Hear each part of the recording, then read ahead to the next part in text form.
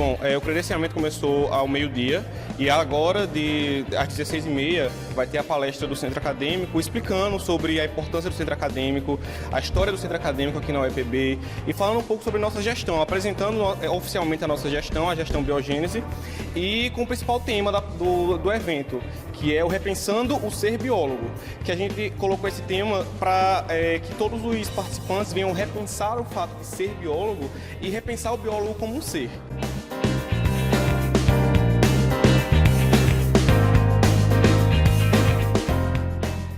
Fala meu povo e minha pova, meu nome é Douglas Oliveira, estou aqui mais uma vez para fazer uma entrevista inclusiva agora com o famoso Chico Pegada, ou Francisco Pegada, um dos principais professores sobre a temática educação ambiental aqui no estado da Paraíba.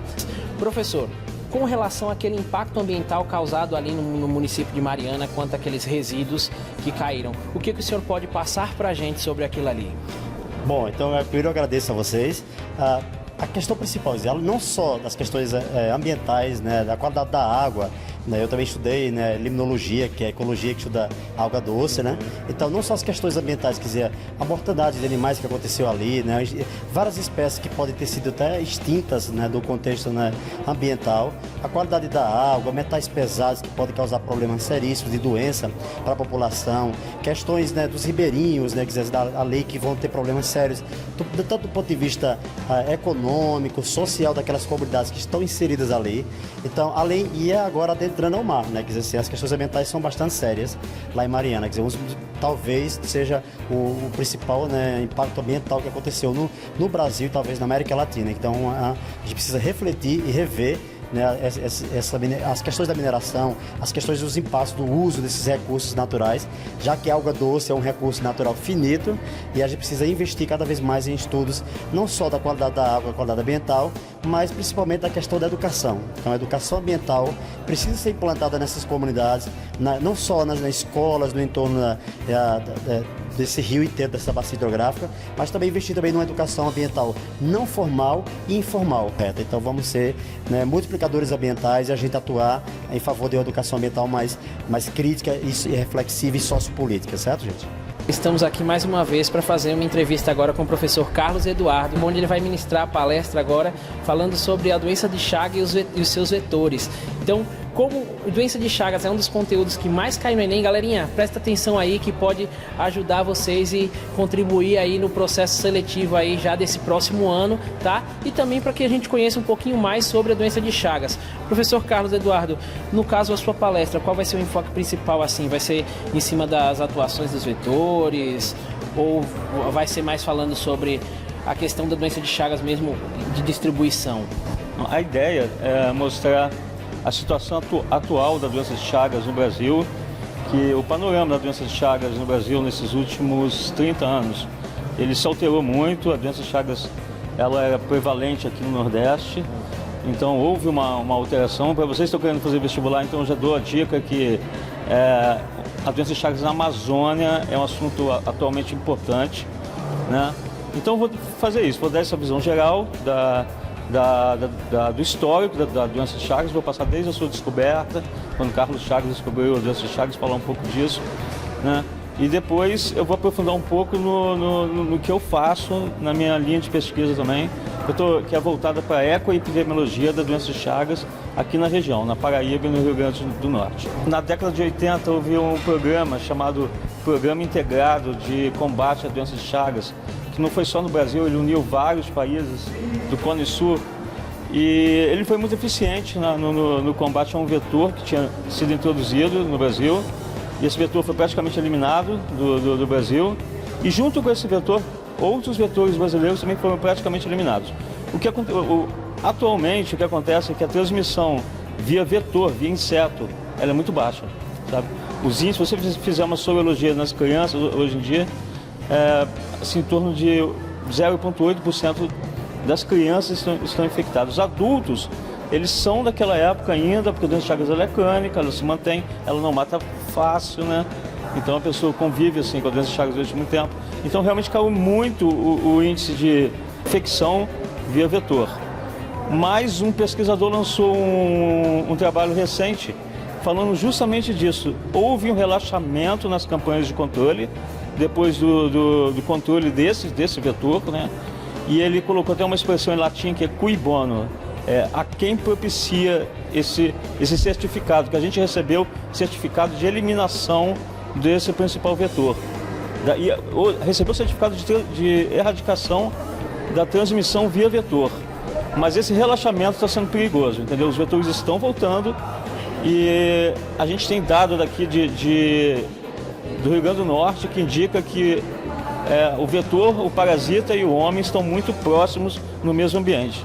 Eu acredito que eu classifico como preocupante ainda. Então vou passar aqui para a professora Érica Caldas, que vai falar um pouquinho o que ela vai enfocar na palestra dela. Bom, então a palestra ela traz como tema geral a formação do profissional em ciências biológicas. E aqueles professores que compõem a mesa redonda, eles vão, assim foi determinado, que alguns falariam da formação do licenciando especialmente ou do bacharel, não é? Então, acho que, como eu sou de formação bacharel, acredito que os alunos souberam disso e me confiaram essas informações. Eu vou abordar um pouco do histórico do bacharelado aqui na UEPB, no Campus 1, falar um pouco dessa perspectiva histórica e aquilo que nós temos de formação atual. Como a professora Érica colocou, o nosso papel aqui é trazer uma abordagem que a gente discuta qual é o papel do biólogo na atualidade, né? E de uma forma que a gente consiga enfocar não só o bacharel, mas também o licenciado, não é? Porque do ponto de vista do exercício da profissão não há uma divisão legal quanto a isso. Bem, a gente precisa lembrar que nós estamos numa sociedade da informação e do conhecimento e que essa formação em todas as profissões está sendo cada vez mais exigido que se tenha um padrão que atenda às demandas sociais nascentes. E é isso que a gente vem tratar aqui no encontro. Fala galera, aqui é o professor Bruno Oliveira, diretamente do canal dos Bioloucos. Estou aqui com o professor Etan e ele vai falar um pouco do que ele vai apresentar. Bruno, obrigado pelo convite. A nossa fala hoje para o evento diz respeito a um tema universal, um tema atual, que é a questão da água, né? O tema da palestra é qual o preço da água. Então, nesse preço a gente vai falar não só da questão econômica, filosófica, a questão de mercado, a questão de Estado, políticas públicas e diversas outras que permeiam problemas ambientais relacionados à água. O senhor teria alguma dica, algum macete para quem vai fazer o Enem agora de 2016 em relação a essa temática que é a água? Sim, na minha palestra eu toco desde o terror em Paris, né, até a questão de Mariana, que não tem distinção nenhuma. São aspectos do terror que se coloca hoje sobre a sociedade, na discussão sobre grandes temas. Fica aí a dica da relação mudança climática com água, da relação catástrofes naturais, não só de grandes enchentes, mas também de grandes secas, né? Esses são temas que vão permear uma discussão muito presente. Nós estamos recentemente lá na França, em Paris, né, discutindo novamente o clima. Não adianta sairmos com legislações as mais avançadas possíveis se as condutas do indivíduo na sociedade elas continuam ainda do século passado. Então, é essa mudança. Nós temos que mudar nossas culturas, nossos hábitos, nossa gestão de casa, nossa gestão do dia a dia, nossa gestão de rua, para que os nossos recursos sejam sustentáveis para muitas e muitas outras gerações. Estou aqui com a professora Carla Luna, ela está oferecendo um mini curso aqui sobre animais peçonhentos, ela vai falar um pouco sobre esse trabalho dela e ela também vai ofertar uma palestra hoje à tarde. Então, professora, você pode falar do trabalho que você está desenvolvendo aqui com os alunos de graduação? Então, a proposta do pessoal foi fazer um mini curso relacionado à área de trabalho e à tarde fazer uma palestra. Então, o mini curso fala sobre animais peçonhentos, a composição desses venenos, a clínica dos envenenamentos e os tratamentos. E à tarde a gente vai falar sobre as aplicações biotecnológicas que esses venenos têm capacidade de oferecer para o ser humano. Então, a gente já tem toxinas que são transformadas em medicamentos, né, hipotensivos, medicamentos contra câncer, contra diabetes, etc. Então a gente vai falar um pouco sobre tudo isso mais tarde. Estou aqui com o professor Ramiro. Ele acabou de fazer uma palestra aqui no primeiro encontro paraibano de biologia e ele vai falar em pequenas palavras o que foi que ele apresentou nesse congresso. O nosso tema foi a crise hídrica e o ser biólogo. E fazendo uma certa análise do que estamos vivendo hoje no mundo, não só na Paraíba, mas no mundo, com a questão dos recursos hídricos, da água, da falta de água, escassez, hoje com um problema sério de estiagem que vem desde abril de 2011 e a importância do biólogo nesse contexto, né? Que é um profissional que vai ter uma atuação importante para recuperar no futuro essas ações, que é reflorestamento, estudar os animais, acompanhar todo esse processo climatológico e a gente ter no futuro um novo ambiente a partir de ações do profissional que o biólogo tem a importância nesse processo.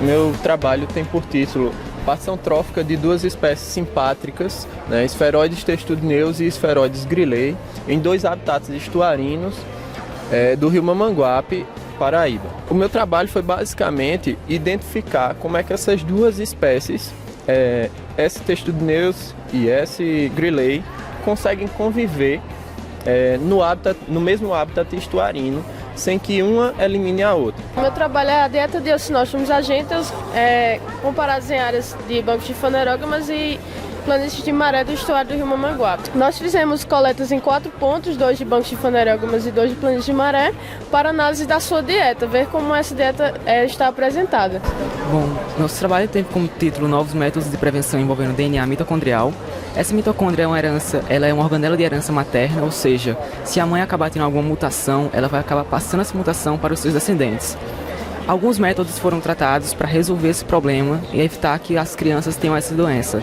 Esses métodos envolvem uma terceira pessoa, uma doadora de célula. Bem, o meu trabalho é intitulado Aconselhamento Genético e seu papel na saúde pública. E ele tem como objetivo mostrar a importância do aconselhamento genético na saúde pública, né? Também para a população, considerando que tem muitas pessoas que não sabem nem o que é aconselhamento genético. Com base nessa revisão da literatura, a gente pode mostrar um pouco como é que está o aconselhamento genético, como ele é visto no Brasil, já que atualmente a demanda de geneticistas que trabalham com aconselhamento genético é muito deficiente, e que agora que ele está sendo implementado no SUS, que todas as pessoas vão ter o direito de ter esse aconselhamento, mas que ainda assim precisam de cursos profissionalizantes para que profissionais se especializem cada vez mais. Bom, o trabalho é intitulado Análise de variantes do gene VSX1 associadas à patogênese do ceratocone.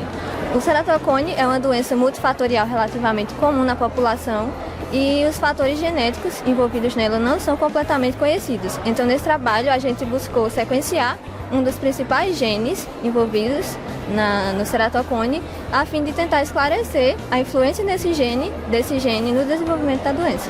Sabendo-se que o estudo de briófitas na Paraíba ele ainda é escasso, tá certo? E tem poucas espécies sendo coletadas no estado da Paraíba, nós fizemos esse trabalho a respeito dessa espécie Rixia vitale para ver a distribuição dela na Paraíba, e aí chegamos a uma conclusão que com essa curva de coletor que a gente fez, podemos concluir que não tem coleta suficiente para o estado. Sendo assim, é preciso fazer levantamentos florísticos para aumentar esse acervo de briófitas na Paraíba. O nosso trabalho ele trata a respeito de aspectos anatômicos de duas espécies de hepáticas talosas ocorrentes em área de Caatinga, que é a nossa região. Essa é a primeira descrição anatômica para essas espécies. Não existe nenhum trabalho, nenhuma publicação a respeito da anatomia dessas espécies até o momento. E esse nosso trabalho aqui, ele fornece subsídio para várias pesquisas no que diz respeito à ecologia, fisiologia, porque a partir da anatomia dessas espécies nós podemos entender, inclusive, vários outros processos que estão relacionados a nível de ecologia e um processo como um todo. O meu trabalho aqui foi feito na Escola Solano Lucena com estratégia pedagógica de uma aula prática de osmose, com a conexão entre a teoria e o cotidiano dos estudantes do primeiro ano do ensino médio. Nós realizamos uma aula prática com a intenção de demonstrar aos alunos como é que se dá o processo de osmose através das células vegetais, utilizando batata inglesa, alface, açúcar e sal. De forma geral, o trabalho visa promover a educação ambiental de forma integradora entre a comunidade escolar e os comerciantes do mercado público de Mangabeira, de forma a incentivar a redução desses impactos ambientais, tanto quanto a má destinação, como de forma a incentivar realmente a reciclagem desse resíduo, que causa muitos impactos ambientais, poucos estudados atualmente, e essa alternativa viável para a destinação desse resíduo seria então a reciclagem desse óleo, transformando em sabão ecológico, incentivando então a redução dos impactos ambientais. O título do meu trabalho é o uso de jogos didáticos no ensino de ecologia na modalidade EJA. O objetivo desse trabalho foi tanto ter aulas mais contextualizadas, como diminuir a evasão escolar no EJA e proporcionar uma aula onde os educandos pudessem interagir com o contexto de vida deles, com o cotidiano deles. Bom, nós trabalhamos com os ofídeos, que são as serpentes, e voltamos o nosso trabalho para conhecimentos gerais, acidentes e mitos relacionando esses animais. E trabalhamos com um público de 30 pessoas, distribuídos em 10 de biologia, 10 de farmácia e 10 de enfermagem. Por que esse público? Porque esse é um público que tem maior contato com esses animais, com as serpentes, e que nós poderíamos levar em consideração de que esses conhecimentos já deviam ser mais apurados com esse pessoal. Nós vimos que as pessoas de enfermagem, as pessoas de farmácia tinham um conhecimento melhor, mais aplicado, talvez até porque elas tenham cadeiras mais específicas sobre esses animais, e com isso nós podemos ver que poderia ser mais trabalhado essa questão dos acidentes, questão dos mitos, do conhecimento com os alunos de biologia, talvez com algum projeto, talvez com alguma disciplina que pode ser adicionada à grade curricular do nosso curso. E é isso, nós tivemos resultados que nos permitiram ver esse parâmetro lá em Cuité e que gostaríamos de aprofundar mais, mas foi isso aí que a gente trouxe para vocês. Meu trabalho versa sobre esse conceito que é complexidade irredutível. Todo mundo que já ouviu uma crítica à teoria da evolução por parte de religiosos ou até de pessoas dentro da comunidade científica já ouviu falar desse termo aqui. Basicamente é que eles afirmam que as estruturas biológicas, vírus, bioquímicos, etc., têm uma propriedade, uma suposta propriedade chamada complexidade irredutível. O que seria isso? As estruturas são compostas de partes e se uma dessas partes for retirada, a estrutura não pode funcionar. Se isso for verdade, ela não poderia evoluir, porque a evolução é um acúmulo de partes ao longo do tempo. Mas foi demonstrado, estudos demonstraram que, na verdade, as estruturas biológicas podem sim carecer de uma ou duas partes e serem funcionais. Se elas são funcionais, elas poderiam evoluir, porque tem aquela coisa do processo de seleção natural, tudo, que ele precisa que a parte seja funcional para que o organismo possa utilizá-la e possa sobreviver, né? Aí, no caso, eu utilizei o flagelo bacteriano, que é a estrutura mais utilizada por eles, e essa estrutura que é, em certo sentido, um flagelo reduzido, ou seja, um flagelo no qual faltam partes, mas é funcional. Serve para outra coisa, mas é funcional. É o que interessa, né?